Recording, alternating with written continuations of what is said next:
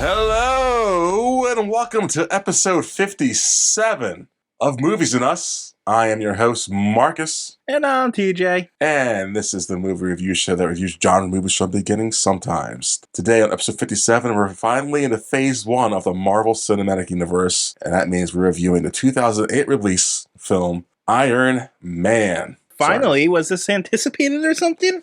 I feel our fan base is dumb like that. They're like, yeah, we're not going to list the other reviews.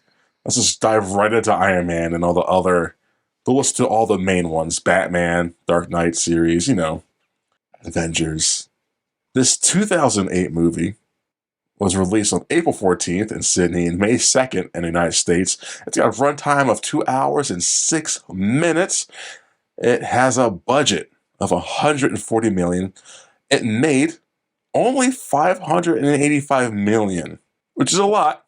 Still made a profit. It made a big, it launched a whole damn universe. It helped pave the way of so many popular, not just superhero trends, but just trends in cinema nowadays. So that $580 million is nothing to joke about, but that $580 million does place it at number 8 in the top 10 box office.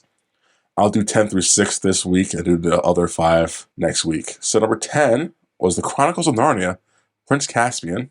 Number 9, WALL-E, 8, Iron Man. Number 7, Quantum of Solace. And the other one is, number 6 is Madagascar, Escape to Africa, because the 2 is a 2. Get it? I was going to read it, Madagascar 2, Escape to Africa. But yeah, and I know we did this last week, Taken, Saw 5, etc., etc., etc., so I care about that stuff. What else? Let's go back to the thing. So, Iron Man was directed by Jon Favreau. He also does The Mandalorian and so many other great things. He's got good work, guys. Screenplay by Mark Fergus, Hawk Otsby, Art Markham, Matt Holloway. This is produced by Avi Arad, and, of course, Kevin Feige. Starring Robert Downey Jr. It's Kevin Feige's first film, right? No. No? No, it's not. No. He's been producing these films since 2000 with the X-Men series. Oh. He's been associate producers, co-producers, executive producers. Okay. Yeah. But yeah, he's been known for this universe. Gotcha. Starring Robert Downey Jr., Terrence Howard, Jeff Bridges, Sean Toop, Gwyneth Paltrow, Leslie Bibb, Farron Tahir, Clark Gregg, Bill Smitrovic. Who? I didn't even see that one. I'm on IMDb right now. Said Badaria, Paul Bettany, Jon Favreau, Tim Guini, Tom Morello, Will Lemon. Tom Morello's guitarist for Audioslave, I believe. Yes, that name does sound familiar. I think you're right. Audioslave, and what's the more popular? Well, Audioslave is popular, but Audioslave was combined of the lead singer Chris Cornell and the band. Rage Against the Machine? There you go. I was waiting for you to say it.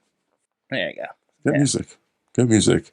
Will Linham, Marco Khan, Kalia Dastan, and I'll say the best for last. I just saw it. Peter Billingsley. You know who that is, TJ? Peter Billingsley? Yes. No idea. Ralphie, you shoot your eyes out. Oh, yeah. Yeah, Christmas Story. He was the kid in the Christmas Story. Oh, okay. Yes. So I just wanted to bring that up because... You missed the 2 best ones, though. Who? You missed Jim Cramer. Jim Cramer. Who's that? He's the idiot that does the stock news. Oh, yeah. Is he still a thing? Yeah, he's still Is he still relevant? He's still around, yeah. And he's still just as much of his moron as he always is. I don't like his politics. Anyway, and the last one was... I don't care. I don't care about the politics. I hate the gimmick and the loud in-your-face stupidity. Like this was popular back in 2000s. God, people are dumb. Okay, continue. I'm sorry. The best one, Ghostface Killah is in this. Is he? Apparently. I don't even know who that is. You don't know who that... I didn't even see him in this. He had a cameo. Was it the music video in the background in the jet, probably? He said he was Ghostface Killah, who often adopted Iron Man's name as an alias, had a cameo in a scene where Stark stays in Dubai, but the scene was cut. Oh, okay. Gotcha. That's why. Oh, Sorry. Samuel Jackson's in here too. Oh yeah. Yeah. We both forgot that. Well, I didn't forget, but it's just not listed. That's weird. I have it Granted, listed here, but you said so yeah, many names, and it's yeah, not. You didn't go by the list I was on. I was a little lost. yeah. Granted, like he's in there for a minute at most, but yeah, no, he's in there. Yeah, I think that's all the cast in this movie's. This movie's a movie. I'll tell you that. Um, that's all the credits. Do you want to talk about anything before we get to the Well, review? you brought up Samuel Jackson, and I found it interesting that he wasn't even contracted when he did this. He's just walking set one day, like, listen, guys, we're gonna film this No, they scene. found out. He found out that he was because the Ultimate Marvel universe is like a side universe they created. It's more adult. It's terrible. But Yeah. the Nick Fury in the comics was designed after Samuel Jackson in like the 2000s. Okay. So I guess he heard about it, and I guess they approached him and he agreed, but they didn't do it under contract. He wasn't long term or anything at that point. I guess he just did it to do it, and Yeah, he did that shits and giggles. I'm glad it like panned out for him long term wise. Granted, he wasn't hurting for money or anything, I don't think, but still, yeah. I'm glad he took the role and embraced it. And another thing I found interesting is this movie is like all superhero movies were in like development hell, but For a long, long time. if you think about it, like it was in 1990, 96, 98, even 2000, they were trying to develop this movie until 2006 when they got released. Imagine what Iron Man would have looked like before the MCU. Oh, terrible. It would have been awful. Yeah, what kind of movie would we have gotten? There's so much that could have been different. Look, the actors we saw, Tom Cruise was interested. Yeah. That would have been something. Who else was interested? I saw. Nicolas Cage. Yeah, like, man, these movies would have been vastly. The MCU wouldn't exist, I don't think, because I think, well, it wouldn't exist to this extent. Because I know they were trying to use a character who wasn't popular yet. But even the direction would have been completely different because they approached people like Quentin Tarantino to do it. Exactly. I would hate that. So it's as much as I like Tarantino, I don't want to see him direct one of these movies. It's like, so it's just interesting what kind of movie we would have gotten if it was from a stock thing and not from the actual company who does the comics. Yeah. Now we're blessed. We're spoiled nowadays. So we're blessed. This turned out really, really successful. Or popular, I guess. Successful?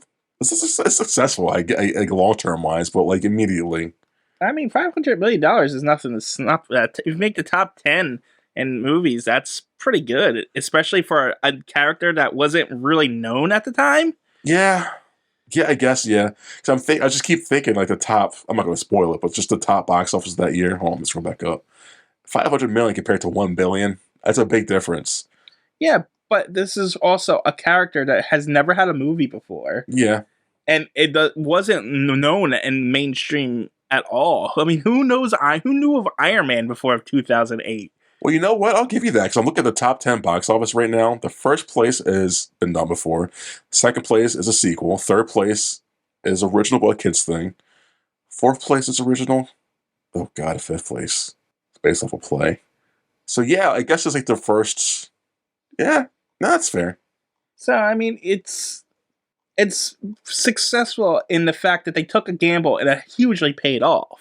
Yes, it did. It did. It did. And if you look at the state of movies these days, how often do you see high budget movies take any chances? No. The only chances you see is when Nicolas Cage decides to do an independent movie. Yeah, no, like everything nowadays is formulaic and just everything nowadays is played safe because it's trying to appeal to not just an American audience but a worldwide audience. And so they're going to try to step on as little toes as possible so to keep it the tried and true way of this worked before, so keep it this way, but still pretty. Like this Iron Man 2008 was just... But even Marvel, who does a really good job in bringing obscure characters to the limelight and make successes off it, but even they have a formula now. Yeah, exactly. It might be a character you never heard of, but, it's a Marvel movie. You know what to expect. You expect quality, no doubt, and that's a good thing to have. But at the same time, it's like, you already seen this movie 30 times at this point? Yeah, like 9 times out of 10, you're going to see the good guy fight the bad version of themselves. Well, in the first movie, always, but Exactly.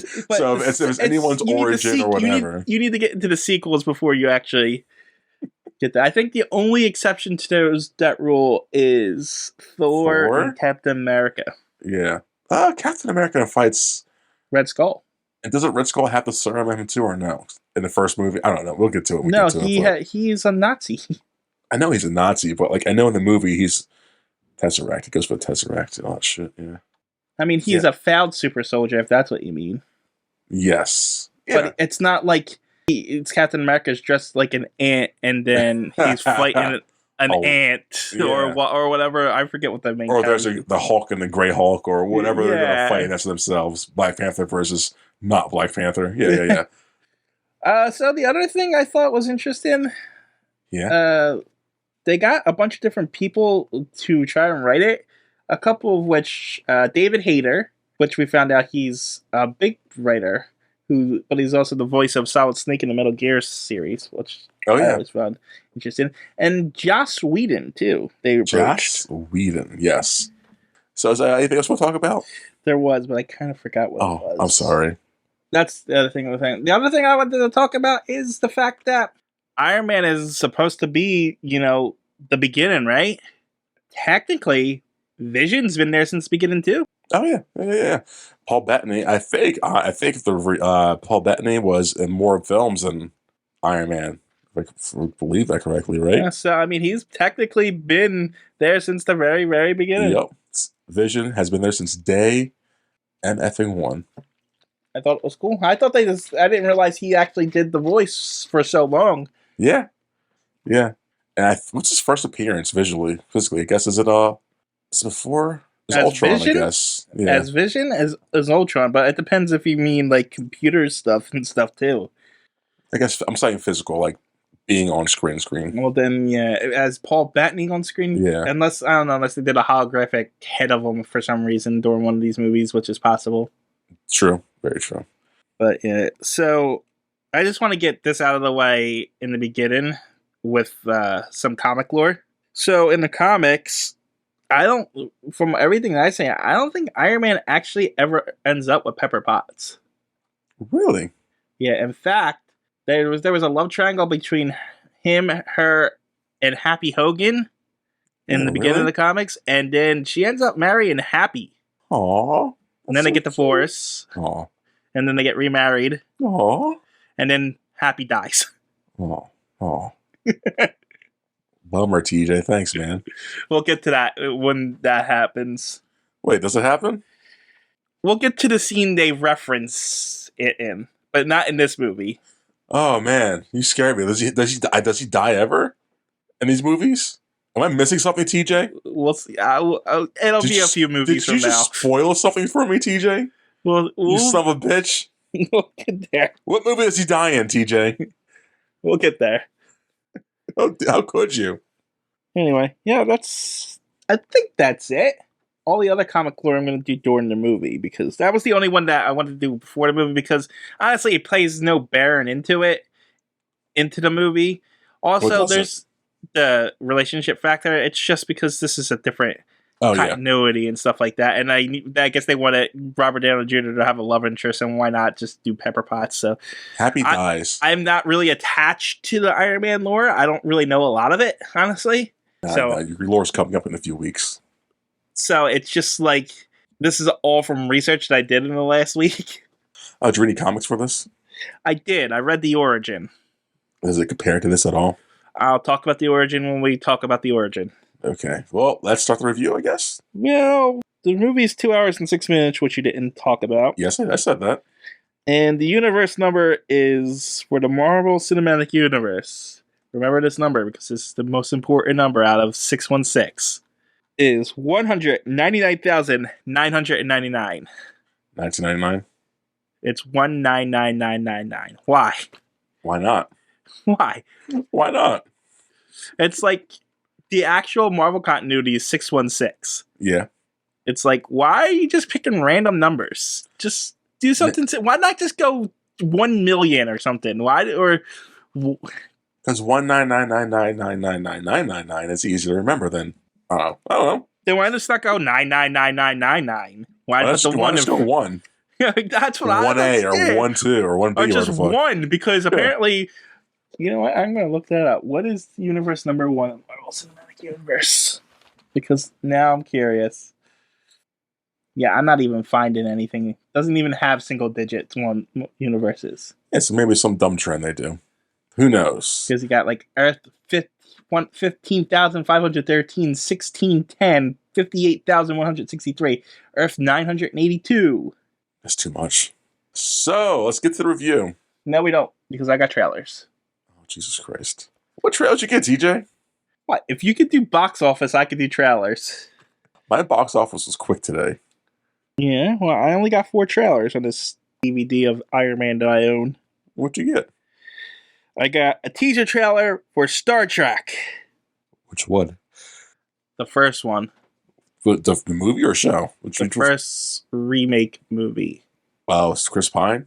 Yeah. The J.J. Abrams okay movie? Yeah, that one. Okay, that's a good movie. I kind of enjoyed that movie. I actually have never seen it. My second trailer was Indiana Jones and the Kingdom of the Crystal Skull. Yeah, no, it's a bad movie. That's all I'm going to say about that one. The other trailer I got was for The Incredible Hulk. We'll get to that. Which you've never seen. No, I have not. And then I got a trailer for the Iron Man animated series. I've seen some of that, I believe. Which I didn't even know was a thing. Really? You know, it's called like Armored Core or something. Yeah. And he's like a teenager, and it looks like.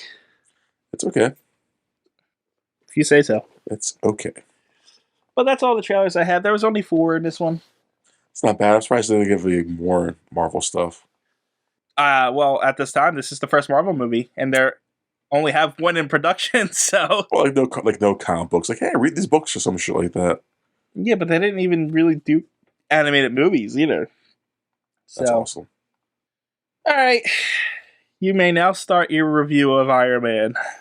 So we start with a Marvel flip. The first Marvel Studio proper Phase 1 flip. Do we know? I looked for it. I didn't see it. It's there. It's after the Paramount logo. It's after the Paramount logo? Yes. And I was watching this movie felt so nostalgic, so it's going to get a point for me from that automatically, and I hate that. I looked for it, and I literally couldn't find it. It's right after the Paramount opening. Oh, there it is. It is there, okay. And it's not Iron Man themed, it's just straight Marvel themed studios. Okay, it's not. Yeah, it's... Actually, it looks kind of cheap. I like it more than other ones. But, it's just your stock Marvel thing. Yeah, I like that. You know, it's like, they didn't even put any effort into it. I like that they didn't cater it to a certain person. Like a certain character. I think they stopped doing that in this, didn't they? Yeah. MCU, they did it for Fantastic Four and X-Men. They did it for... Well, I'm just saying in the MCU. They don't do it in the MCU ones, do they? No. I don't think so. I know they do. I know the new ones now, they do like the whole Phase 1, Phase 2 kind of thing. Anyways, we open up after the logo in... I gotta find the right word for this. Afghanistan. Kunar Province, Afghanistan. Kunar. Kunar. Kunar. We open up Kunar Province, Canada. Arr. Why do you sound like a drunk Russian? I was going for a pirate. I know, that's why I said drunk Russian. Anyways, Iraq desert, Afghanistan desert. AC/DC's playing, guys. Who's racist? You got Iraq and Afghanistan confused? Yeah, I did. Because I didn't see the title at first. I didn't see Afghanistan, so I wrote down my notes, Iraq. It's damn near all the same, TJ. It's like saying, what's the difference between Canada and America? I don't know. They're completely 2 different countries. Are they? With different governments and different... Yes, that's different, but horrific leaders and... But the layout of the land is very similar, so I was like, where the are which Middle Eastern country are we in? I cannot tell the difference. They have the same landscape as Texas, dirt. Exactly. But the people they're fighting, the American people are fighting, are brown, so it's obviously not Texas. Nexus. I mixed up Mexico and Texas for some reason. That's all going to be cut out. Jesus Christ. So it opened up in Kunar Province, Afghanistan, after the comic book flip. AC/DC's playing in the background. We see a military convoy convoying their way from a thing. And in the convoy is Tony Stark himself. And I like this opening because we see who he is automatically. He's a drinking guy. He's a womanizer. He's a sarcastic a-hole right off the bat. He's just him. It definitely establishes the character very well. It does. He's nonchalant. Doesn't give a shit. He's a philanthropist. That's not, no, it's not. Not here, is it? He's a billionaire, trillionaire person. He is a weapons manufacturer, corporate guy. Yes, a weapons manufacturer, corporate guy. He's powwowing with the people, the soldiers in the vehicle. They're going back to the air base, and oh no, they get struck by an IED. IED of the convoy. It gets taken down. The first vehicle of the convoy gets taken down. The guys get out the vehicle and start shooting at the people. They get taken down. Tony Stark himself gets out the vehicle, tries to take it for cover, tries to call someone on his little 2008 cell phone. During the scene, I want to point out like the Humvee gets shattered, like sprayed with machine gun fire, and he hasn't been hit once. I thought that was weird. Well, they're armored, but there's literally a point like you see in the movie in this scene where like the vehicle becomes like Swiss cheese while he's still in there. Yeah, but I just assumed it was strong enough to get through, but not to propel across. You think that's a thing? I don't know. Huh. It never occurred to me. Okay. He gets out, he goes by to a rock, gets his phone out, tries to call for help. But a missile lands right next to him, and the missile's name on it is Stark Industries. What? That's who he is, guys. That's not right. And it blows up next to him. He gets shrapnel on his chest, and he passes out. This is the part I didn't understand. He's wearing body armor. Yeah. It's not very good body armor, is it? What? It's not very good body armor if shrapnel can just pierce into it. I guess it can only stop us so much. I know. Don't body armors have like different ratings to them? Like there's like ones for bullets, ones for. I don't think anything can stop a missile, obviously. Right, but it's just shrapnel, metal piercing you, and it looks like he's wearing a steel plate over his chest. Yeah. And he's Tony Stark, so of course he can afford the most expensive thing. He probably invented his own freaking, vests. Yeah, exactly. So like, I thought that was weird too. Yeah, I mean, it's just there's logical. Oh yeah, we'll get to more later. Inconsistencies in this, but at the same time, this is a comic book movie, and the story needs the story. Exactly. So. Which is, the story needs a story, but this movie story needs a story in a good way. Yeah, I mean, It's one of those movies like, yeah, that doesn't make sense, but I don't care. Yeah, I'm having fun. It's an enjoyable movie. It's not abysmal. The leap of logics aren't terrible. He knocks out. He wakes up later and getting videotaped by Afghanistan terrorists. We later find out, I'm going to say it now because we'll forget to say it later. There are the 10 rings. Mm-hmm. The 10 rings. Mm-hmm. Let's say that's guys. A reference 10 to? rings. No idea, guys. What's it? Do you want to reference it now? Talk about it now? No, I'm waiting for you to get through the origin. Then Iron Man pops up. And then 36 hours later, or earlier, because he got to tease you a little bit, in Las Vegas, there's a ceremony for Tony Stark, and it's just telling you, like, hey, guys, he's a smart kid from birth. His dad is Howard Stark. You know what I got from this? What? It felt like he was the son of Walt Disney.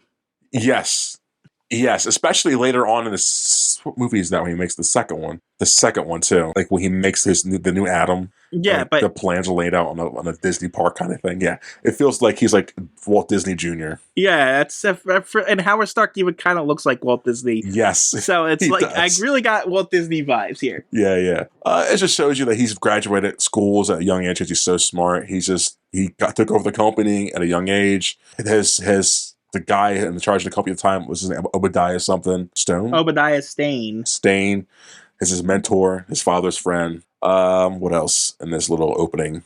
I don't think there's anything else. I mean, like I said, I'll say this right now. Like they just kind of take throughout all 3 Iron Man movies. It seems like they just take different parts of the comic books and shove them in where they think they fit. I mean, they fit. You know what I mean? In this movie, they fit well. And Obadiah Stane, I don't think worked for Howard Stark in the comics. I think he worked with Tony Stark.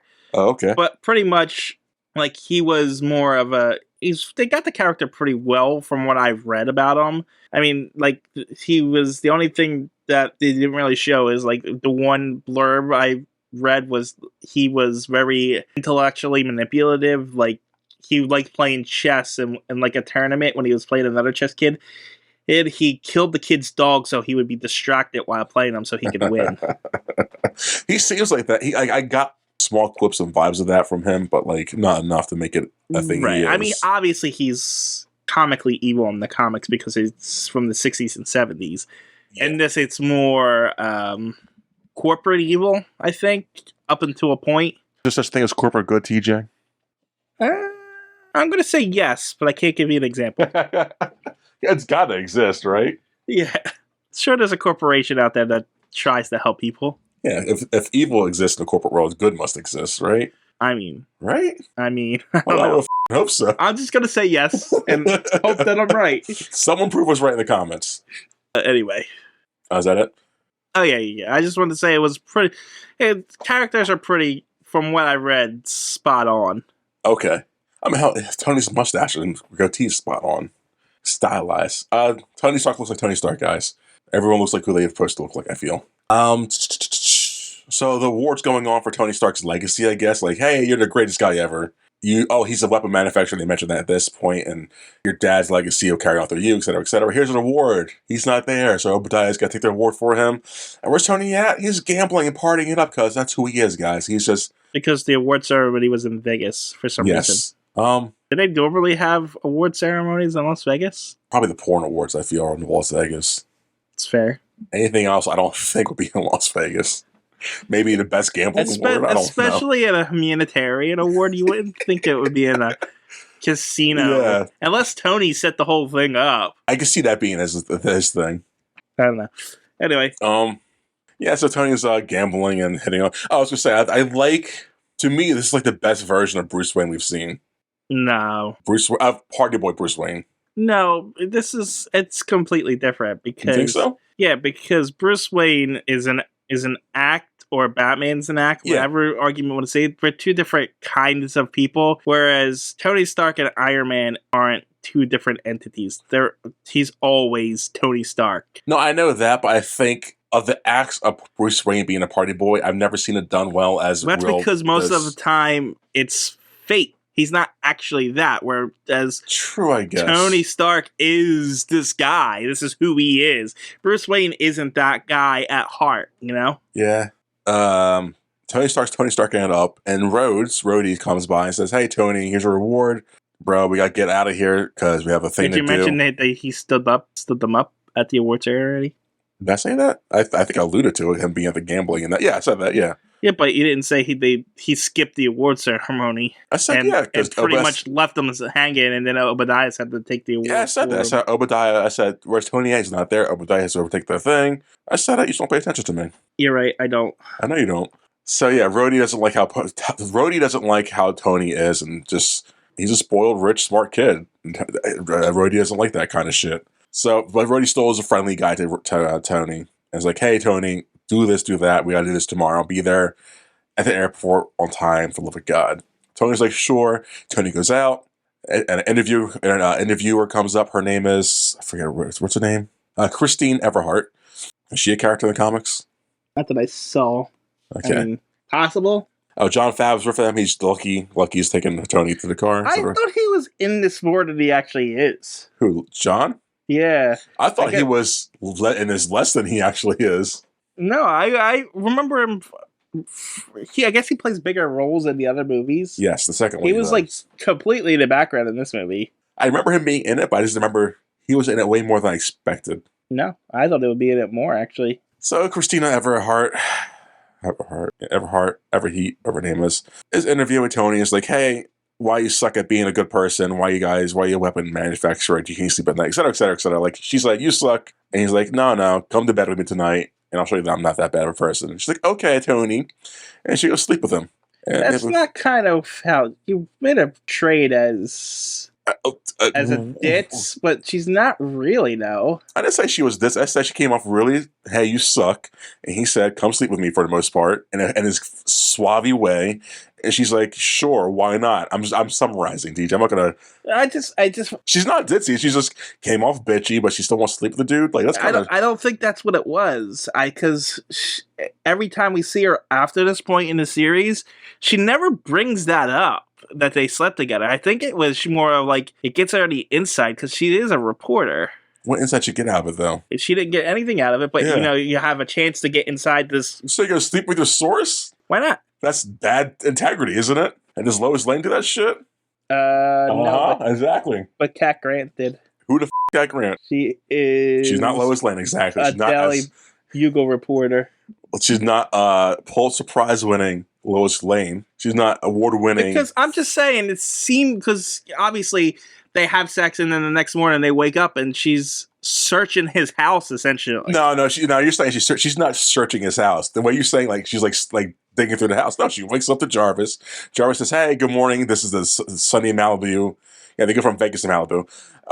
This is sunny Malibu day. The house is beautiful. And she's like, she puts on his clothes. She's just walking around, like looking. She's admiring the house. I don't think she's searching the house. That's a difference. She was like looking through some things and then she tried to gain access to a part of the thing, and when she couldn't get access, that's when Pepper showed up. Yeah, she was just curious. I don't think she was searching. Maybe not she was researching for a party, but she's a reporter. I think she was attracted to Tony, but Yeah. and sex is sex. Who cares? So she had a good night, and if she can get something out of it, fine. No. That's what I got out of it. That's fine. I'm not saying I was never painting her as a diss. I'm just saying she came off aggressive. And he said he won her over with his words. And he got to have sex with her. And now he did a one night stand. So Pepper Potts has got to escort her out because it's just the way that the character is portrayed. It feels like that. Sure, I think she got as much out of the one night stand as he did. You know what I mean? They were using each other. I give you that. That's my whole point. The way you make. Well, I don't think she was using him. Well, I mean, I kind of got that idea that she was, because now even she's still like every time we see her afterwards, it's a non-factor that they slept together. You know but I mean? like for me, the non-factor, like there's like an undertone of her like resenting that he like swapped his way into her pants. And she's like, has a little bit more resentment towards him. Not only this the sex thing, but she still hates him as a person for selling arms to. I think, like I said, that's my whole point. I don't think the sex mattered at all. The whole thing that went together at all. She was more angry that he said he was becoming like a different person, and then all of a sudden his weapons are killing people in another country. Yeah. I didn't get no resentment that they were actually together. I think that the whole them sleeping together is a non-factor. That's my whole point. I think the resentment's just there enough for it to be a little bit of a factor. I'm not saying it's like her like driving force to get at him. No, she's not like, you had sex with me, I'm angry at you now. No. I'm not saying that. I'm just saying they had sex. He one night standed her, kind of. And she kind of has like a little like distaste in her mouth about that. My point is, I think that she wanted the one night stand too. I don't think she did. I think he just won her over. Like, I am suave and charming, and I didn't get I'm Tony Stark. That's what I got. I don't think I don't think she was like in it for the work or to one up him, because I think she would have one up him. I'm not saying it was completely a scam on her part that she wanted to. I'm just saying she found him attractive. It was just going to be a one night thing. She wasn't expecting anything from it. But if she could get something like a story out of it while she was there, why not? I don't agree with that. I see where you're coming from, but I don't see it that way at all. That's how I interpret it, especially since from the way the character is portrayed afterwards. That's fine. Our viewers can get in the comments and like, well, I agree with TJ, I agree with Marcus. There could be a little viewer war. There could be our own little civil war. Huh? There won't be, because everyone's just going to agree with me because no one likes you. Nah. They're all sexist pigs. They'll agree with me. They won't let the women have any power. Like, yeah, Marcus, they're right. Tony Stark's suave and smart, and yeah. Anyway, Christine Everhart is a investigative reporter for the Daily Bugle who provides the Bugle with news coverage of Tony Stark's appearance before the Senate, which is the second movie. Which Daily Bugle is not the Daily Planet, and it's not. It's Spider-Man's paper. It's the Spider-Man. That's what I thought. It's J. Jonah Jameson. I thought so. Okay. But she's got like literally 2 paragraphs on her wiki page, so. Well, she's something. Yeah, she is a character. So yeah, she has sex with him. She's one night stand. She's escorted out by Pepper Potts. We meet Pepper Potts, guys. That's Tony's current secretary. You kind of brushing over this whole part too. Well, the Pepper Potts is like just talking. Like there's like a little. This establishes her character too, of how strong of a character she is. She isn't going to be walked over by one of Tony Stark's castaways, in your opinion. Yeah. So castaways. She's shows that she's capable of handling herself too. Which is fair because I feel she can handle Tony Stark's wittiness and bullshit and his ways. She can handle some measly reporter. Because the reporter, what's her name, Christine, tried being Christine snarky Everhart. to Pepper. And Pepper's like, nah, I deal with this shit X amount of hours a day. You're nothing to me. Get out, trash. And so now she goes, Pepper Hot goes to Tony downstairs while he's tinkering on his dad and his old hot rod vehicle thing. I'm not a car guy, guys. Sue me. And they're just going over the plans and like, hey, this is buy this painting. Don't buy this painting. You're a billionaire. Do what you want. Oh, we got to go back to the airport because Rhodes is waiting for you. It's like, oh yeah, Rhodey. And they get to the airport 3 hours late. As Tony Stark's like that. Rhodes isn't happy. So we're on the jet plane to Afghanistan. And ER. Because this scene happened 36 hours before the opening sequence. And Terrence Howard's character, Rhodes, is just talking to Tony like, Tony, I'm your babysitter, I get it, but just please be better, do better, etc., etc. Tony's like, whatever, here's some sake, we're gonna get you drunk. And Rhodes gets loosened up, and he's just like, hey, Tony, bonding moment. They land in Afghanistan for the weapons presentation. Tony has a badass Jericho weapon presentation. The Jericho is a new weapon he's unveiling. It just launches a lot of missiles and just destroys mountainsides. Pretty cool, pretty epic, pretty dangerous. Jeff Bridges' character, what's his name again? Obadiah Stane. Obadiah checks in on Tony. He's like, Tony, be safe, get home. Why is he posing like he's in a porn movie in this? It looks like he was just naked with having sex with someone probably. He's like, I'm gonna check in on you, Tony. Why ain't you dressed, bro? Just don't worry, Tony. Just get back safe. Yeah, I thought it was weird too. And so Tony is on a convoy back home, and that's where we get back to, they're attacked. He's waking up in middle of surgery as his vision's seeing things, and he wakes up, and he's got a thing in his chest. He pulls out his breathing tube. He's connected to a battery. He's like, where am I? You're in a cave, bro. Why am I in a cave? You're a prisoner of war. Sucks to suck. That's not the dialogue, but that's just the dialogue. He wakes up to he's in there with a scientist. Yes, a scientist. Jensen. Yeah, I was gonna say that. Yeah, he wakes up to his prison mate, Yinsen. Yinsen helped save Tony by doing surgery on him and hitting a small. Was it a reactor at the time? No, just a car battery is onto him. He attached an electromagnet to his chest, which is powered by the car battery. Yeah. Okay. Tony then later on does the thing. So yeah, while that's happening, Tony is now the head of the terrorist group. The 10 Rings walks in and it's just, hey, you're wrong. That's not the leader. It's the I know it's not the leader. Sub-commander guy. We don't know it's not the leader though. Yeah, they showed him ominously like 3 times at this point. Obviously, but they don't mention, hey, this is the leader. They don't mention it until you can definitely surmise that it's fine. The big guy says, hey, I want you to build the Jericho because I saw you that review and that was awesome. We want it because we have weapons. And Tony's like, no, I refuse. And so okay, I'll show you. We have all your weapons. And the guy just brings him out. He kind of waterboards him a little bit first and then brings Tony out to the base camp. Like, hey, Tony, see all this stuff? These are your weapons. We have these weapons. You supply us. You're going to be supplying us to Jericho now. Do it or you're going to die. If you do it for us, we're going to set you free. Tony knows that's a lie. Houston said, yeah, that's a lie. But Tony agrees and he begins to work. And so Houston and him begin to build the weapon. But not really. If they're going to build Tony's arc reactor for his heart first because he needs to be healthy and alive to do the things he's going to do. So I'm confused. What's up? About the arc reactor. Yep. What is it? It's movie science, TJ. What does it do in his chest? From what I think, the shrapnel's in his chest still, or there's stuff in his chest and his body still. So I think the arc reactor either pushes it away out of his body or from his heart or towards the thing. I don't know. So it's a magnet, essentially. I think so, yeah. So it holds the pieces of his heart in place, right? I assume. So why does when it get removed that it's killing him? And it still take a week for the shrapnel to get back into his heart? That's what I thought too. I thought the same thing. It shouldn't be so quickly to kill him. Right. Shouldn't you still have days? Why is he getting all pale and stuff? What is... Yeah. I thought the same thing. I thought that was weird too. I was like, it doesn't make sense. I thought it was just a magnet. Yeah. I don't know. I had the same question. I don't have the answers for him apparently now. I was going to ask you that, TJ. Thanks, TJ. I just didn't understand. I was like, I thought it was just a magnet keeping the shrapnel, and they say it in this. It's you got a week before the shrapnel kills you. They get it in there pretty quickly, so... I guess because they're I don't know. But anyways, Tony Stark's and Houston. Also, I have one more question about the arc reactor. What's up? What is it connected to? And like him, or in him, like when he replaces the old one with the new one, yeah, he pulls Pepper's out got to that put thing. it in and connect it to something. What is he connected to? That's a good question. I don't know. I don't Because know. I know she pulls that coil out, which I thought Yeah, was important for it to go back into, but apparently not.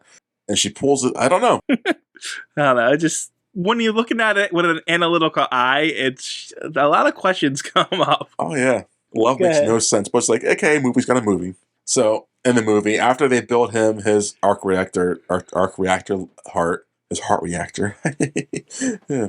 Tony trusts Houston enough to show him the true plans. I'm going to show you what I'm actually going to make. It's going to be the suit of armor to get me out of here, and hopefully you, because I ain't going to stay here and deal with this crap. I see the horrors of war, what I've been profiting, and I don't approve of it yet anymore. And So, then I spend the next 15 minutes just doing that. yep, it's a great montage of more bonding. Like, hey, Houston had a family. They're out and about. He's going to meet them one day when he gets out of here. Tony Yeah. has no family because Tony's a loner. That's a common theme throughout the movie, that Tony's a loner. Tony is recovering like his from his war propaganda shit. Tony trying to be a better man now. That's the whole movie. That's his whole thing. And he's bonding with this doctor, his friend. Yeah. I said that. Yeah, they're becoming a bonding montage.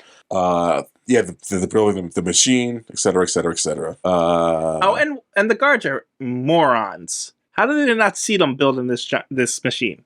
Because I give it to them that they don't know what the hell it's going to look like. Yeah. But do you see the guy playing the leg thing? Like, okay, that's not a part of the Jericho, is it? Like, that's what caused the leader to come in and say, "What the hell are you doing?" But like, none of the things you're doing looks like a missile. But at the same time, I guess I wouldn't know what it would look like over at the end result. So like, maybe that goes to that together, and becomes the missile. I don't know. So I get it. I guess I don't know. It just felt like the guards were stupid. They are just there to do the thing. They probably don't want to. Most of them probably don't care enough. Like, okay, the missile. We have these guns. Who care about the missiles? Maybe they do. I don't know. Yeah. While that's going on, like TJ said, the big guy comes in. Like, you're around. I don't trust you at all. He pulls Houston to the side to torture him a little bit. Tony's like, no. I'll get it done in one day. Just let the guy go. I need him. He's good. He's a good apprentice. He's a good assistant. That's the word, assistant. Because we bonded over this montage. It's been 3 months. He's my friend now. Was it 3 months? 3 months. 3 months. It's a long time. So, wait. Yep. They let him do this for 3 months? 3 months. I thought it was like a week at most. They said in this part of the movie, I'll give you a week. And then when Tony does a press conference, they mentioned you were gone for 3 months. Like, holy shit, 3 months? It's a long time. Wait, they gave him a week? I remember Houston said something about like, I want like within a week they'll probably kill you or some shit like that. In the week, no, that's when the shrapnel was gonna kill him. I'm pretty sure he mentioned it afterwards too, but maybe not. No, when the guy came in, he gave him a day to finish it. Yeah, maybe either way, it's been 3 months. Yeah, I don't buy that those guards were that patient for 3 months while he was building an armor. No, not at all. Not at all. You think they would have seen some kind of like, where's the missile at? Or not even the missile, but like, where's the thing at? We should see something in 3 months. Yeah. You're the world's smartest man. You made that arc reactor in a month, and there's no missile. I'm actually surprised I don't make the arc reactor. Yeah. It's like, how are they like not angry at that? I mean, I guess it would be hard for him to work with a battery attached to his chest, but still. These terrorists are terrible at doing their jobs. And so, yeah, they give Iron Man one more day to finish what he's doing, and they're making the Jericho, or they're going to kill him and Houston. So Iron Man and Houston get on work, and they make the best, most badass thing ever. They make the Mark I Iron Man suit. And yeah, they make this suit as ready to load up, but as it's loading, the terrorists are trying to come in through that door because they can't see Iron Man. They can't see Tony Stark. And where's he at? We see Houston, and we don't see the machine or Iron Man or Tony Stark. So where's he at? So they come in through the door blows up. Houston, to buy Tony Stark some more time with the Iron Man suit, Houston decides, I'm going to take this gun and just run towards terrorists and scare them away, because that works. And he was buying them time because he needed the machine to reboot. Yeah, but like, he's obviously aiming in the air. They couldn't turn around and just shoot him in the face. It's just stupid. He didn't want to be a murderer. The terrorist, TJ. Well, they're getting shot at. They don't know he's missing on purpose. They literally saw the guy. Whatever. They saw him running towards them. The other guys got blown up. I guess. Yeah. So yeah, Houston runs up to the terrorist. They say, "Nah, bro, you're just shooting the air." They gank his ass, but we don't see that. It's off screen. They shoot him or do something to him, and so the terrorists go into the cave to see where Tony Stark's at. They go in. They see like, oh no, that's not Tony Stark. That's a man in a metal suit, and the man in the metal suit begins to destroy these terrorists and just Would kills you them all. call him an Iron Man? Mostly tungsten alloy man, yes. Because that's what he says later on. So yeah, he's flamethrowers and has rockets and has all the fun, cool stuff. He kills the terrorists in the cave, and he walks out and just destroys all the weapons that they had that he thought were his. And he just sets everything on fire. Everything blows up. He flies away and crash lands in the middle of the desert, and he dies because there's no way he would survive that crash. He built safety measures into Nope, nope, nope, nope, nope. He is a dead man. He is dead. This movie ends right here.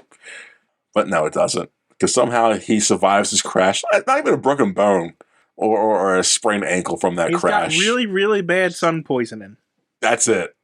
Because he's walking in the desert and somehow Rhodey and the guys know where to find. I think they were just patrolling over the desert and it happened upon them. I think that, and they saw the big explosion. Like, what the hell was that? Let's go patrol probably that. just searched the area. Yeah.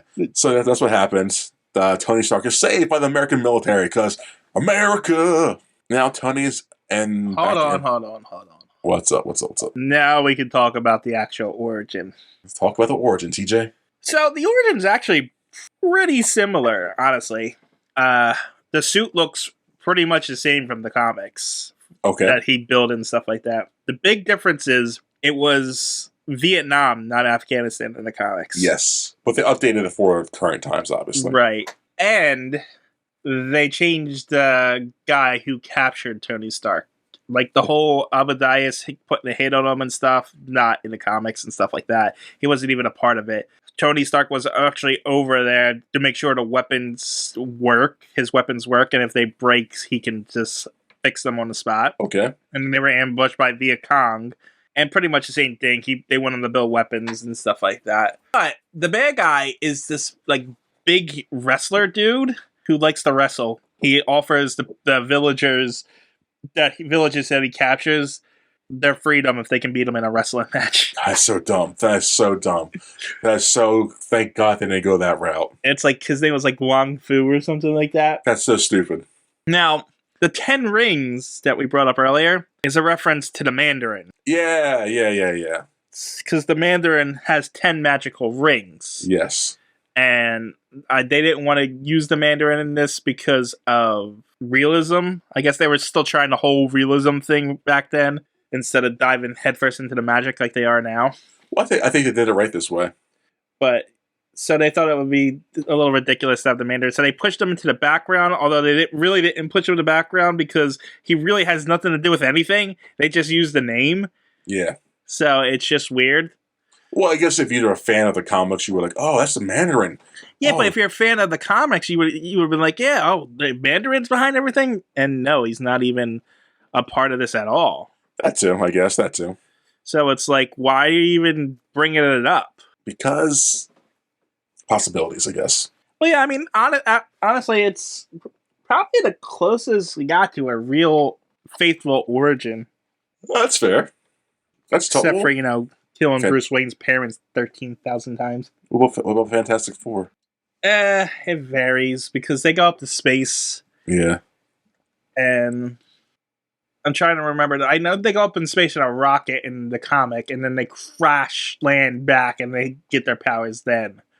I don't think that happens in the Fantastic Four movie, though. Weren't they in a space station? Well, I'm saying the first Fantastic Four movie, yes, it happens that way. The first one we did. Oh, the Roger Corman one. Yes. Yeah, but they wake up. Don't they wake up in Latveria? No, they crash in a field somewhere. Yeah, and don't they experiment when they experiment on the powers with Doctor Who? Could not tell you. That was 50 episodes ago. So Tony Stark lands in America and wants few things. He wants to have a press conference. He does not want to go to the hospital. He wants a press conference. He wants something else. No, he just wants an American cheeseburger. That's it. Yep. Okay, just an American cheeseburger.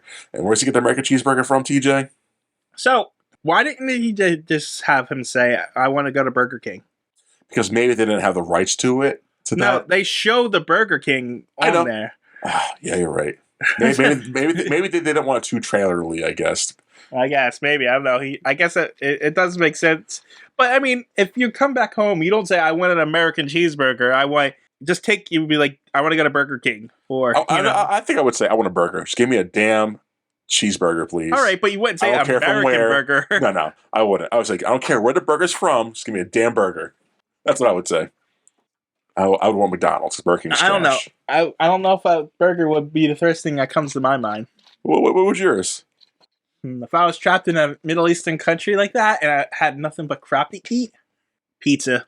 Pizza? Yeah, pizza. Pizza. Just regular cheese pizza.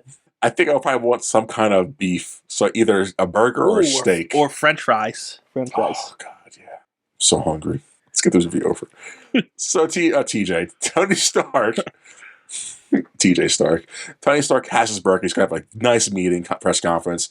They're all at the press conference area. They all sit down because let's be chill. We're the cool kids now, guys. The coolest teacher.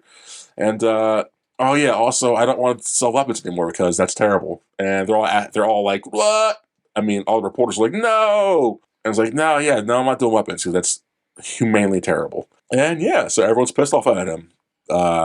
Obadiah, Brody's not happy with that. The press isn't happy. Like you said, Kramer dude who does stock market shit, like, Tony Stark's company is going to go down. Everybody's mad at this. And I get it. But like Cody Rhodes. Cody Rhodes is a wrestler.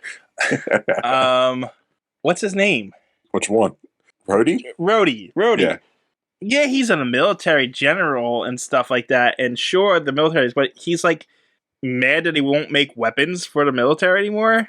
He's supposed to be like his best friend and a hero and stuff like that. And I don't know. I just get the feeling that it's like, I don't know, comic book rise, anything like that. But like, it felt like Rhodey was being a dick. He was when you get that scene of him, Iron Man confronts him. Yeah. One-on-one, like, why you? Like, I know you're not happy with that choice, but the man was just in Afghanistan for 3 months being captured. Like, you should understand that this is like his viewpoints. Right, and I get Obadiah staying that way because he's the villain. Yeah, not even just villain because he's like, that's our money thing. What are we going to do now? So I get that. And I even get Pepper Potts' worry thing. She doesn't want him to kill himself and stuff. Later. Exactly. But Rhodey just felt like he should be on board with this, I think. Somewhat. I still get the military aspect. Like, he wouldn't be 100% on board, but like, he should be like...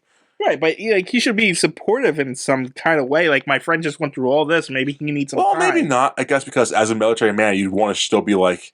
Especially he's a Colonel Rhodes. Like, if he's clearly supporting that, people in the military are like, nah, we don't like you anymore, or some stuff like that. So maybe... But I don't know. I don't know that enough about the military. So this is another thing. I get, Tony doesn't want to build weapons anymore, but couldn't he still help the military by building better, I don't know, bulletproof vests that apparently don't stop shards from going into your chest and killing you? Better armory, better whatever. Yeah, better just defensive stuff. Yeah, build defensive things. You don't need to build offensive. But to be fair, I guess. Anything defensive become offensive. So I don't know. Not if it's not.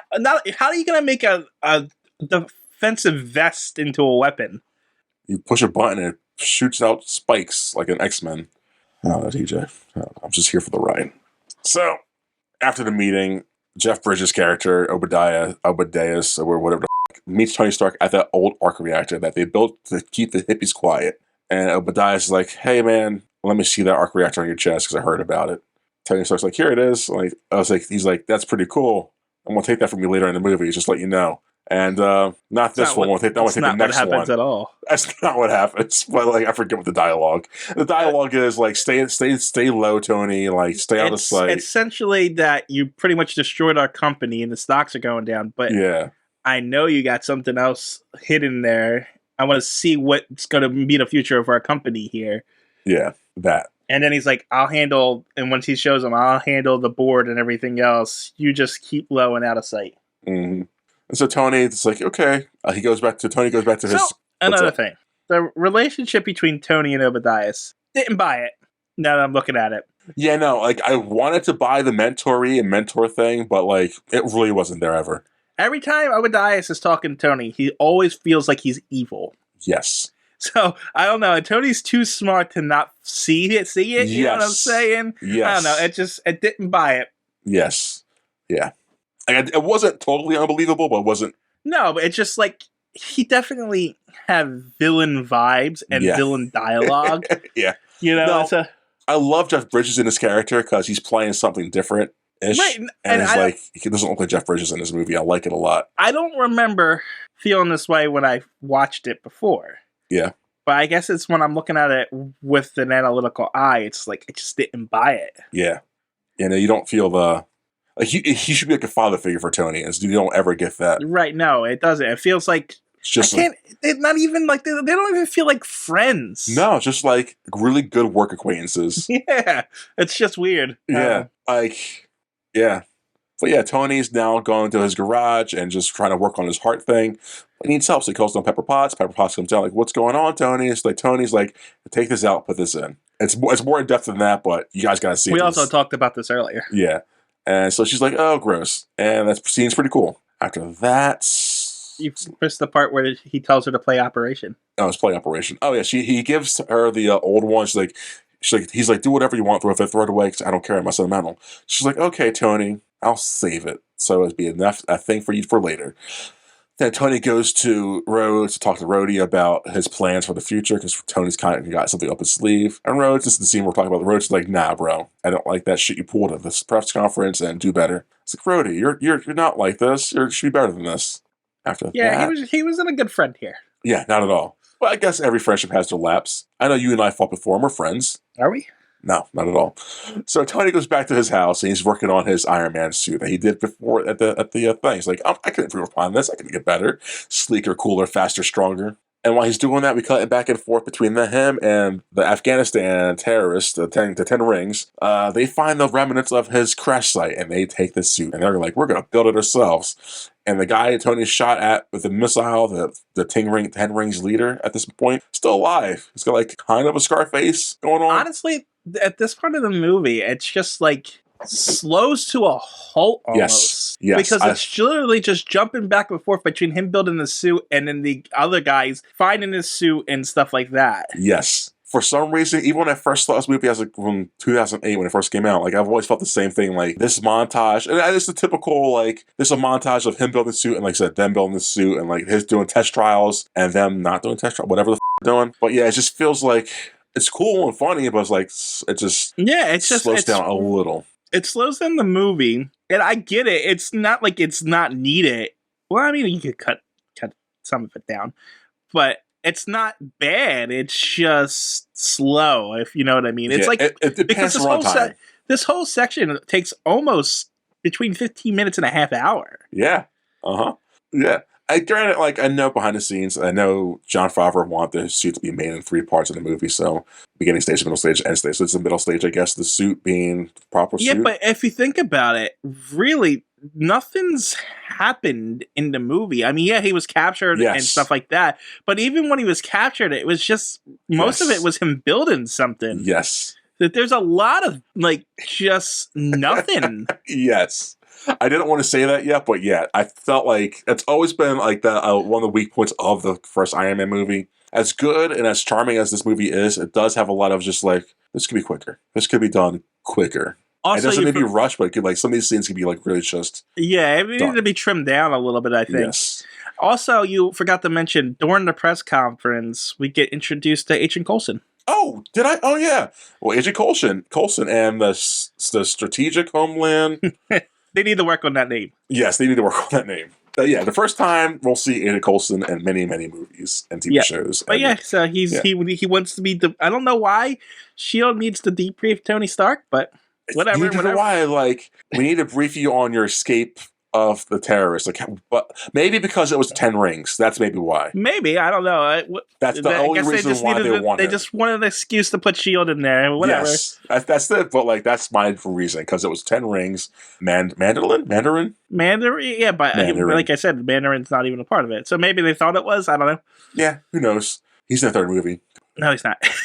Anyways, so Tony Stark's montage of building the suit and like test flights and test trials and et cetera, guys. He's just fine-tuning his suit. It's great. While that's happening, Pepper Potts drops off a present. It's the old reactor, and it says proof that Tony Stark has a heart. Oh, isn't that cute and charming? Isn't it? I don't remember. I know she drops off the box. Oh, it's not yet. You're right. There's a meeting with Jeff Bridges about the stock, and the investors are angry at Tony and trying to push him out. That's the scene. And Tony's like, they can't do that. I own most of the chairs here. I am the company. I'm Stark. Typical billionaire drama in movies. Yeah, it's Awesome actor. but it's set up for what is actually happening. Yes. Yeah. Like I said, test flight happens. Board of directors. Okay, so test flight. Tony Stark can finally fly in the basement. So he gets the suit fully together and goes for a test flight truly around Malibu. And he does some cool stuff. He lands and breaks a hole through his house because the suit's really heavy. He also missed another big part here. While he's flying, he discovers a flaw in the suit. Oh, fuck. I wrote all this down, too. I'm so upset with myself. Thank you, TJ. Yeah, he likes to push the limits. So he's trying to push the limits of the altitude of the suit. So he flies as high as he can. And he can only get so high because it ices over. The suit does, and the lines in the suit because, it gets cold in space. I want to know if he broke the record. What record? He asks Jarvis as he's going up, what's the record for the highest altitude of something? I want to know if he broke it. You should Google that because I know some fan base has that. So after he does the altitude dive, he comes back to his base. He's like, hey, Jarvis, fix these tweaks to the altitude stuff and icing issues because we can't have that happen again. Jarvis is like, cool, sir. And Tony's like, oh, give it a paint rod. Give it a paint job. It's hot rod red. And Jarvis said, here's the color scheme. Like, Tony's like, cool. I like that color scheme. That's not what happened either. Yeah, it is. Jarvis gave him the color of gold. And he's like, what do you think I'm like? Yeah, so Tony said, give me this color. Is it an ostentation? So, and Jarvis is like you're not ostentatious. And it's like, put some red in it. Oh, yeah, that's much better. Yeah. The way you made it sounds like that Tony just said, hey, red. It's fine. TJ, it's summary, man. Summaries. You're not very good at summaries. I'm very good at summaries. But while that's happened, there's a news conference in the background. Not news conference. These are what would you call it? Not a news expo. There's a gala being thrown on Tony because Tony does there's a third year of firefighter appreciation or some shit in the background. Tony's like, I'm gonna go to that. It's a charity ball, I think. A charity, yeah, that. Tony didn't have an invitation, but Tony's gonna go into it because the media makes it seem it's his thing. It's his thing, and the media thinks he's a coward because he's got PTSD or some shit. Like his pride's a little hurt, I feel, in this scene. So he's like, I could do this. I'm gonna go. He goes. Yeah, he doesn't like being. I just don't think he likes not being the center of attention. Yeah, Tony Stark. He was center of attention since day one. So Tony goes. He sees Hugh Hefner, aka Stan Lee. That's Stan Lee's parents. So, what's up? Was he supposed to be Hugh Hefner, or is he just mistaken for Hugh Hefner? I don't know. This is the first one in the Marvel Cinematic Universe, and I think it's the only one he's confused for someone else. So I'm going to say he's confused for someone else. Okay. I don't think he ever plays some other popular person, right? I don't think so. So yeah, I'm going to say he's confused for him. I don't know. I'm not the biggest fan of Stan Lee, so. I know you're not. So after the Stan Lee thing, Tony Stark goes, sees Jeff Bridges. Jeff Bridges is like, hey, you're here, bro. Cool. But now you go home. You should be still playing it low. Tony's like, nah, man. I'm gonna do this thing and then I'll leave. He meets Agent Coulson. Coulson's still trying to get the meeting because he wants to talk to Tony. Why is he here? I don't know. I think he's initially here to talk to Pepper, probably. Is it? He couldn't just say call Pepper, I thought he was going here for a reason. Who? Tony or Coulson? Tony. Oh, Tony. He was going there to show that he's not PTSD driven and like he's still Tony, not. Yeah, but like I thought he was going to go make a scene or something, but he just shows up, dances with Pepper, and. Well, maybe he was going to make a scene, but Pepper was so pretty it drew his eye, and so now he dances with her. And then. He leaves. Yeah, what is Coulson doing here? Coulson was there, I guess, to meet with Pepper. Like, he figured Tony Stark's name was on the event, so Tony Stark might be there. If Tony Stark's not going to be there, someone close to Tony could get him to Tony. So that's why they don't say it, but that's my guess. Okay. Yeah. We had Tony and Pepper dance. Pepper is uncomfortable with it because that's her boss, and she doesn't want people judging her for it, etc., etc. Tony's like, it's cool, we're dancing. I like you. I want this to be a thing. He gets to leave. He's about to leave, but he encounters... Nope, that's not what happened either. They're talking, and they're about to kiss, and then they back away from each other, and she tells him to go get him a drink. A drink. And then he goes down to get them both a drink, and then the reporter shows back up. Yes, the sexual tension between those two is so high. And so when the reporter shows up... The reporter shows up, Tony thinks, oh God, this is about the one night stand, but she starts yelling at him, but it's not about that. Yes, it's what's it about, Marcus? Weapons dealing still. For some reason, his weapons are still going to actually the town that his former prison mate used to live at. No, it's not. It's just a Gamera. random town, I think. It was No, near. no, it was the same one. The His same one of family, what town? What town are you talking about? the town his prison mate used to live in, Gamera, some shit like that. Oh, that That's was the his town. hometown? Yes, that was his town. That's the town that weapons were being dealt at. So it's all No. connected. That's why Tony's even more angry about this. And Tony's like, whoa, I didn't approve any of this shit. Let me go talk to Jim Obadiah. Are you See? sure? Because I thought he was German or something. No, because I remember the town name coming up before. Maybe. But I'm pretty sure it was his family's hometown. Okay. Massive town. Whatever. Oh, I forgot to mention. What? In the origin, Yinton is Chinese. I mean, that makes sense because it's Vietnam, right? Oh, no, does it? Oh. So Tony goes to talk to Jebediah. Obadiah. Oh, right. And this is where we learn that Obadiah is Yes. the one behind locking him out. Yes, Obadiah. I don't know why he would tell him this. Like, I was the one behind the board director thing. I am the bad guy. Well, no, he's just saying, I'm the one that's trying to protect you from ruining your own company. No, here. he says, I set the hitman to kill you, Tony. No, he did not. I am the bad guy, Tony. He doesn't You can't say trust any me. of that. You knew me for 20, 30, 40 years of your life. You're nothing, Tony. I have always been smarter than you. He doesn't say any of that now. Doesn't say any of that. No. Well, no, what movie you're watching? A better movie. So Tony's not happy with that. So he goes home and tightens up his glove and his suit. And while he's watching the war news, and he's like, I can do something about this. Tony walks around the house. He's not even drunk, but he just walks around the house angrily. I didn't get that he was watching the news and it was like, oh, I can do something. I think he was just super angry and pissed. I think it was more the piss thing, yeah, but I think the doing something came along with him testing his suit I actually got, it was like, you're going to sell my weapons? Well, I'm going to make your life a miserable hell now. That's it, I guess. I mean, not to say he wasn't going to go help those people anyway, but I think the catalyst was the whole, you screw you. Yeah, I can see that. So Tony decides, I'm going to go do something about this. He gets suited up, and we see the first ever proper Iron Man with the suit color and the whole proper suit. It's awesome looking. He goes flying. He flies to Gamora. Oh God, the G place. I call it Gamora because that's what it sounded like they were saying. It sounds like you're saying, what's her name from the Galaxy? Yeah, Gamora. Gamora, yeah. Yeah, that's why I remember the name. Like, that's not her name, is it? But yeah, it's some G name. So he gets there. There's war torn. The civilians are getting cowled up by this terrorist. The men are getting slaughtered. The women and children are being sent somewhere. Places are being destroyed.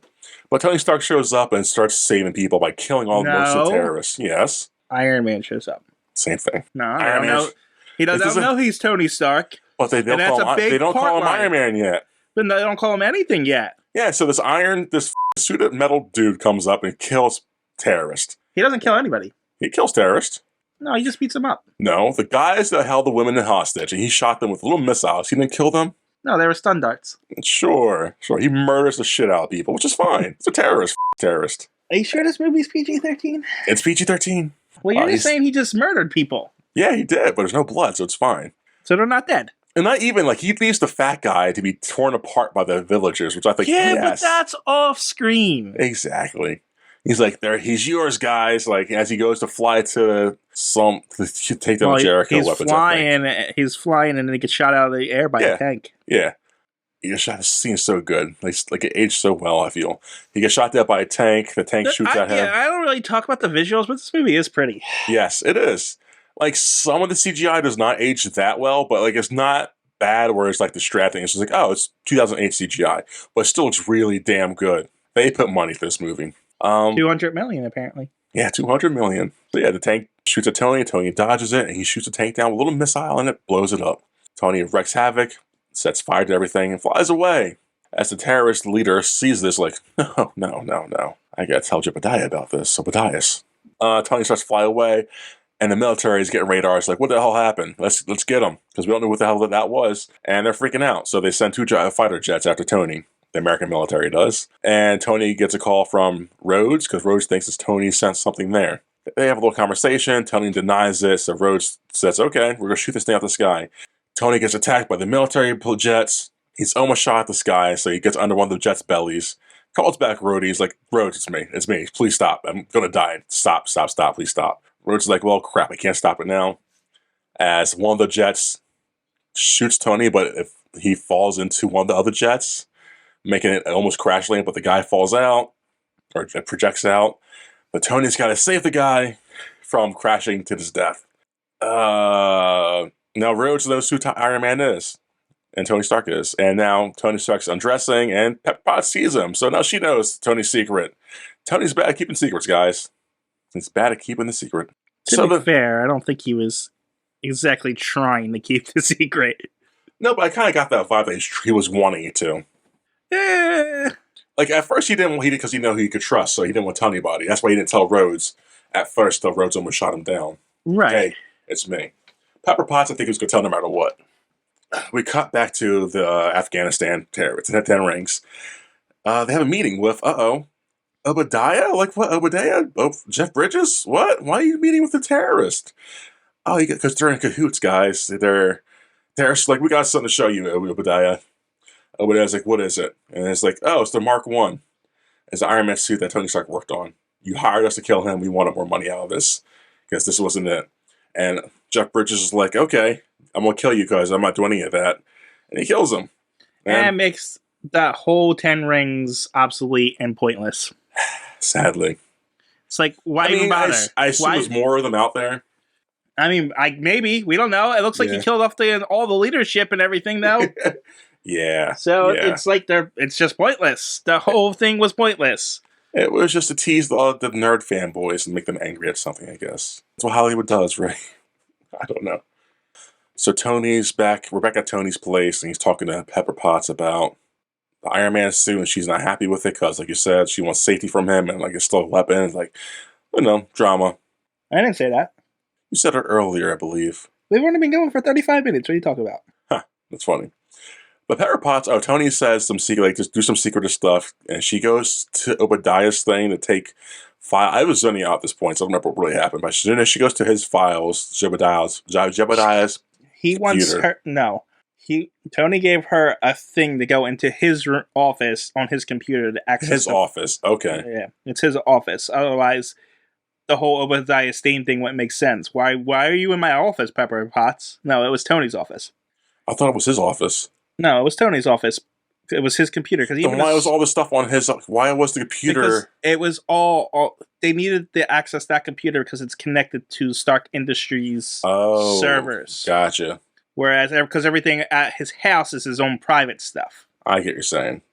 So then as Pepper's downloading everything, then Obadiah's scene comes in, and it's like, we both know I'm evil, so.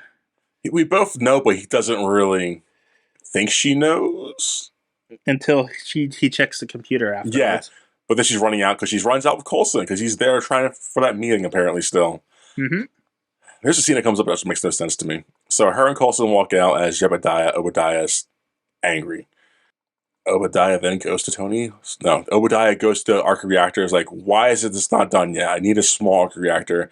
The scientist is like, it can't be done. It's impossible. Obadiah's like, the guy in the cave made it. Like, you can do this. Like, I'm not Tony Stark. It's like, well, I'm gonna go take it to Tony Stark then. So Obadiah goes to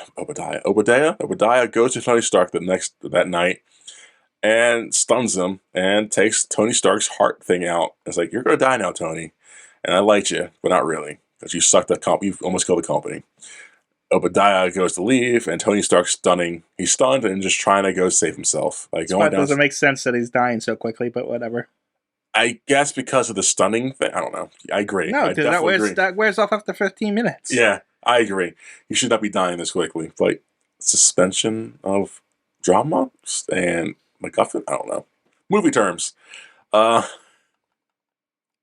So Tony he stumbles down to the garage basement, to get the old reactor that Pepper Potts made a gift for him. He can't get it, but his trusty old, we didn't mention it earlier, but his trusty old robotic friend helps him. I think it's the only time we ever see these robots in these movies, too. What's that? Do we see them in the sequels? Mm-hmm. Okay. It helps him get it, and he gets it in his heart. This is a nice little arc here. He's always belittling the robots for being stupid and stuff, and in the end, that saves him. Yeah, good boy. It's cute. Pepper Potts calls Rhodes to tell her, like, hey, Obadiah is bad. Get to Tony. He might need your help. Rhodes like, gotcha. as Pepper Potts is getting more agents to go to arrest Obadiah, Uh-huh. which that made no sense to me Why? because she already had the agent with her. Yeah, Why they not want. just arrest him at that point? Because she Oh, was, turn around. yeah, I guess because she needed to show him the evidence. she could have done it right there and then. I No, think because she only had the thing. the thing in her hand. But weren't there more computers in that office? Probably. I Yeah, don't know. but if you have the bad guy right there, maybe she was afraid that he would do something, and it's only him and the one agent. I guess. Yeah. I just thought that was weird, but yeah, that's fair, I guess. While that's going on, Obadiah is going to the big, more improved suit. Is like hits this piece into the big suit. Is like it works. He's happy and excited. Rhodey goes to find So this part, Rhodey and Iron Man. why is Rhodey in this part at all? What part? Like she calls him to go check on Tony. Yeah, By the time he gets there, Tony's already helped himself. because for the teaser, TJ, you didn't see the teasing of the Warhammer for movie 2? That's Yeah, why. I'll spoil it for right now. Terrence Howard never wears that armor. I know. We all know, sadly. I think he was a good roadie too. Is that right? I liked him a lot. Like, Eh. I don't like Don Cheadle that much, actor wise. I liked when Tom, but personality wise, Don Cheadle's better as a person, obviously. But I like Terrence Howard.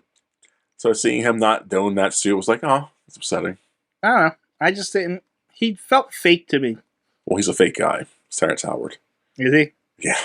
I don't know the guy, but stories of Hollywood. Yeah. Okay. He's just. It felt. He seems like an actor. He's an actor. He felt like he was acting in this. Yes. He always seems like an actor. He doesn't seem like him. Yeah, I don't know. Yeah, I get that. Whatever. I totally agree. But yeah, so yeah, they just do that to tease Warhammer. Yeah, That's he's it. only there to tease the Warhammer thing, 'Cause I which is stupid. I think Because this is like the last time we see him until like the press conference at the end. he gets in a car and starts driving away. Where did he go? Out the movie to the last Apparently. sequence. That's it. Because Pepper Potts is now with the other agents to get, of course, the other agents to get Obadiah. Yeah. It's a stupid ass name. And they see the first suit. And she's like, that should be bigger. I thought it'd be bigger. She's like, yeah, he's somewhere here. So they all split up to find him. And Obadiah's in the bigger, badder, mechier suit. It turns into a horror movie here. Yeah, it reminded me a lot of Aliens. They did straight alien vibes. The chains hanging, the reflections of water. Why were there all those chains hanging in that scene? What were those chains for? Aliens, man. We saw aliens. We want to do that. It's like, why are we doing this? It was cool. It was definitely aliens. I'm looking at it You know now. what the most unbelievable part of this was? What? Well, the armor is called the Ironmonger, by the way. Yeah. Yeah, it's the Ironmonger armor. Well, he's chasing after Pepper Potts. Yes. And she's running towards the camera. Yes. And she's running away in high heels. There's no way. Well, we see how she's barely running because she can't run in those things. It's ridiculous. It's the same thing with the Jurassic Park. Why do they have her in high heels? Just put her in shoes. Not even, just take them off. Like, oh, I'm gonna take these off when we're running. Why are you going to an arrest with high heels on? Because fashion. Why did she have high heels to go do an espionage in her own company? Exactly. I don't know. But that scene right there where she gets chased by him is the same scene from Avengers. The Hulk chases Black Widow. It's the exact same shot. It's hilarious. What? That's the Black Widow one's way better though. Oh, it definitely is, but it's the same shot. I thought it was funny. So yeah. Actually, it reminded me of a Crash Bandicoot. Crash Bandicoot always has a level where he's running towards the camera. That's funny. That's a hard level too. So yeah, Tony's Pepper Potts calls Tony, hey, suit up, bro, because you got a big boss fight coming. He's like, got it, babe, I'm on my way. And doesn't say that at all. And that's exactly how it turns out. And so the boss fight begins because Obadiah is about to shoot Pepper Potts with a machine gun, but Iron Man shows up just in time to save his babe. And they have a big fight. They're not together at this point. Not at this point. But there's a big boss fight, Iron Man versus himself. Let's do this, guys. And they fight. And Iron Man keeps getting his ass kicked, but he's like, I'm going to outsmart this guy. I'm going to fly up to space. He's going to chase me. Because they fight through a lot of cars. They do. They kill a lot of civilians. They don't kill a lot of civilians. But people do get mangled, I feel. So Iron Man flies to space. Obadiah follows him. Obadiah does catch Iron Man. Obadiah's covered on ice, and Iron Man's not. And Iron Man's like, you didn't fix that problem, did you? He's like, what problem? And she has to fall to space. And Iron Man's, you idiot. But Iron Man begins to fall to space, too, because he's running low on battery power. Because his arc reactor wasn't made to sustain this much power or something. It doesn't. Science doesn't make sense Science always makes sense, TJ. Why doesn't it make sense? because they say it can feel like his 50, heart 50, for 50 years or yeah. something like that. I don't know, whatever. I don't care. Because it has, I wrote it down, 3 gigajoules of energy. So yeah, 50 lifetimes. That should definitely. I was gonna ask you, yeah, because spoiler for the end of the phase 1. But when he snaps the damn thing, his hand, like, shouldn't he still be alive because of how powerful that arc reactor is? Or is it just the stones are so much more powerful? Like, where's that science and math? How does that interact with each other? Well, at that time, the arc reactor is out of his chest. Oh wait, is it? Yeah. I forgot about that because the third one he takes it out, right? Yeah, he cures himself. Yeah, that's dumb. That's upsetting. That would have saved him probably, huh? Probably not. The Infinity Stones are super powerful. Yeah, they're super stupid too. I hate the Infinity Stones. Well, Loki makes them completely useless, so Wow. make up your mind. You can't not like Loki and not like the Infinity Stones. How does it make them useless? They're just stones in that one. In the movie, or I mean, in the show, in the in the show, yeah, Euro place, they're just stones. Yeah, but in our reality, they're overpowered and they're stupid. No one uses them right. Like if you have the time one or reality one, you should just automatically be a god. There's no way you should ever like have an issue of anything, right? Thanos didn't want any of that. He wanted to save the universe. Yeah, but like I don't know, like there should be so much easier for him to get those other ones. Why? Because you're a god. You should have no one ever no one having issues with people because like if someone has an Infinity Stone and you have an Infinity Stone, you're on equal footing. Yeah, but I feel like some of those are what are they? Time, reality, those other 3. There's 6, but okay. 6 then? We'll go with the other 4. Well, the Tesseract. What's that do? Exactly. So there's that one. So what's the other 3 do? I actually don't know what the Tesseract does. See, exactly. Isn't it just an energy source? I think so. I don't know. I actually don't know. I don't remember. It's like the main thing for phase 1, or the first part of the phase. And then there's the mist one from Thor. What's that do? It mists. I don't fucking know what they do. See? And you're the nerd. Just because we don't know what they do doesn't mean they're not powerful. I know, but I was thinking like the one that Doctor Strange had was time, right? Uh-huh. So that should be the hardest one to get, because the second you have reality, which was in Guardians of the Galaxy, I think, right? Or was that the one? Which one did Gamora die for? Gamora died for one? The Soul Stone. That's it. Soul. Didn't Black Widow die for the Soul Stone? She did, and Gamora. Remember, Gamora died Thanos sacrificed her for that. Oh, right. Yeah. Oh, I forgot about that. Yeah. Why are we 14 movies I don't know how we got there, but I'm saying how much. I'm still saying how much I hate the stones in the Gauntlet. Like, once you get reality or time, you win. You can't stop that. Well, maybe we'll get more context when we revisit those movies and find. We're not going to the sad part about those. He's like, oh, here's a stone that does things. Okay. Anyways, yeah, big boss fight happens. The guy falls from the skip ace because he doesn't fix the armor because he's not smart like Tony. So Tony thinks he wins as he lands and starts to take off his gloves. I'm like, oh no, Obadiah still survived. Boss fight continues. Tony says to Pepper, I'm gonna be on top of the arc reactor in the building. Just overcharge it and let it kill us both because I need to stop him from doing these things. She's like, no, Tony. He's like, do it. I love you. And I'll see you in the afterlife. And she's like, no, Tony. None of that happened. That's exactly how it happens. And Obadiah is like, I'm going to kill you, Tony. And Pepper, you'll be mine later. I'm going to bed you. I'm going to bed you, and we're going to have children forever. Weren't you the one that said you wanted to get this done quick? I did. I like the ad-lib.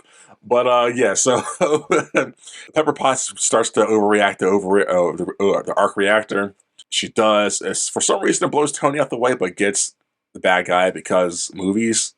And so the bad guy gets... Well, he was hanging down, so the force blew him up and over. It's electricity. Like, that should have got him. Well, no, it's just a force of energy, right? Science stuff, I don't know. I don't know. I'll tell you. It's an arc reactor.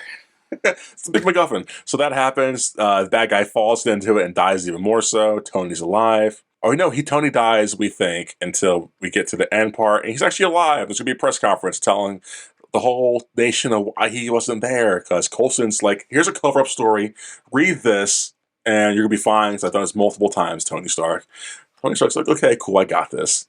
He gives Pepper Potts a kiss. Do they kiss? No. They don't kiss. They lock eyes romantically. She's like, I like you, Tony. He's like, Tony asked you, do you remember that night? And she's like, you mean the night where you went to get me a drink and left me there all by myself?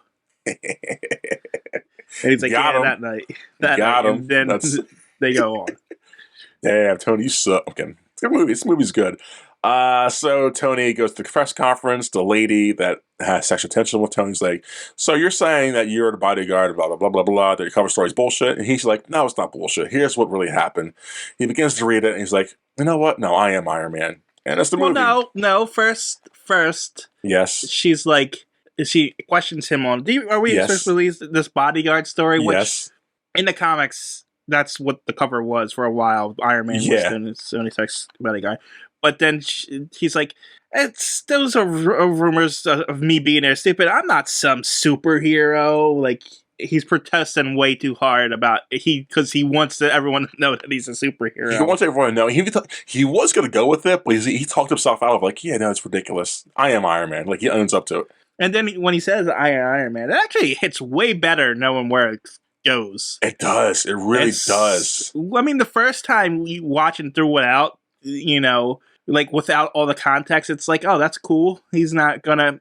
Yeah. He just told everybody. But from this Iron Man to the last Iron Man, this hits way more. It's fun. It's fun to see how this is going to evolve in the future films. I love it. But before we talk more about that happens. Credits roll. The last minute or two, we see Nick Fury pop up. It's like, you think you're the only superhero, Tony Stark? We didn't see any other superhero, Samuel L. Jackson. Exactly. Well, no, we did not. Yeah. So how we could know that Samuel? And so Samuel's like, I want to talk to you about as far as we know, no, there isn't. Exactly, because the world not something we've explored yet. But not even that. I mean, because the Avengers. Well, I guess they have shield people, right? I guess. Yeah. I guess. And he says, Tony, and technically Captain Marvel, because that was prequel. Yeah. Yes. So Samuel Jackson says, I want to talk to you about the Avengers Initiative. And that's Black. And that's the movie, guys. That's a great movie. I remember when it came out, I was like, damn, this is so many levels of awesomeness. I remember all the speculation of the Warhammer shit and Tony Stark's identity not being a thing anymore, and like, wait, what? The Avengers, Warhammer, like how they tease Warhammer. I remember when this came out, like, all the people just fanboying. For some reason, you kept saying. For some reason, every time you said Warhammer, my mind went to like that RPG to Warhammer 4000. I'm like, why are you talking about that? I don't even know what you're talking about here. Or I was thinking, are you thinking of Mjolnir, Thor's hammer? What are you talking about? I had no idea what you were talking about. Yeah, I just remember all the fans, just all the theories that came out, and like, this is where the movies are gonna go, guys. It was great. But yeah, that's the movie. That's Iron Man. What you think, TJ? I think it's a good start. It is a good start. It's a great start. I think it's a great start, honestly. Yeah, it definitely has its flaws. It just stumbles a lot. Yes, yeah. A lot of long stuff. Not long. A lot of just over fat. And you would think they would take those mistakes and learn on it, but the Iron Man movies just get worse and worse from here. Yeah, and it's so weird, so bizarre. Like, how are you getting like, this is a good outing for a movie? You should get better. Maybe the sequel should be worse, but the third one should definitely be better. If like you're gonna get worse and worse. What? I don't know. It was fun revisiting it. It's very nostalgic. Yes. But with all that being said, yeah, what are you rating it? What am I, Marcus, the master, gonna rate Iron Man? I don't know. I'm stuck between a 7 and an 8. I think it's a pretty movie. It aged very well. The thing is, it ages so well today in today's standards, and I know where it goes. I know this is the best of the three. Like, I have so much hindsight to this movie. The movie alone, as it is, of 2008, it's good visually. The acting is really great. Before this, we didn't have the main superhero movies that were this level of awesomeness. And I like that the world felt like it was a world. Like, in most superheroes before this movies, they felt like just stage plays. For me, at least. I'll give this I don't know, TJ. I'm going to give it an 8. I'll give it an 8 out of 10. I think the movie is a 7 overall. Wow. But I think it does get an extra point and become an 8 for the impact that it left. I think because it changed superhero movies and everything else, and the legacy it just garnered, I think it pushes it up a point. Because if you think about it, this would have done average to worse, there would be no MCU. The movies today would be so different, not just comic book movies, everything would be so different in how things are presented. It'd be. Yeah. I don't think Disney would be Disney right now. Like, so much would have been changed because of this. If this would have been an average movie. Yeah, I think it earns its 8 status. I just don't think as a movie as a whole Yeah, it makes it to that level, but it's a solid 7 on its own, but an 8 for what it is. yeah, I agree with that. I could definitely agree with that. I guess that's it. We're done talking to these idiots, right? Yeah, yeah. I have no fun, mean things to say to these guys. Just be healthy, be happy. Or don't. I don't give a crap. I care. I care. Just don't choke on the eggs you suck on. That's all.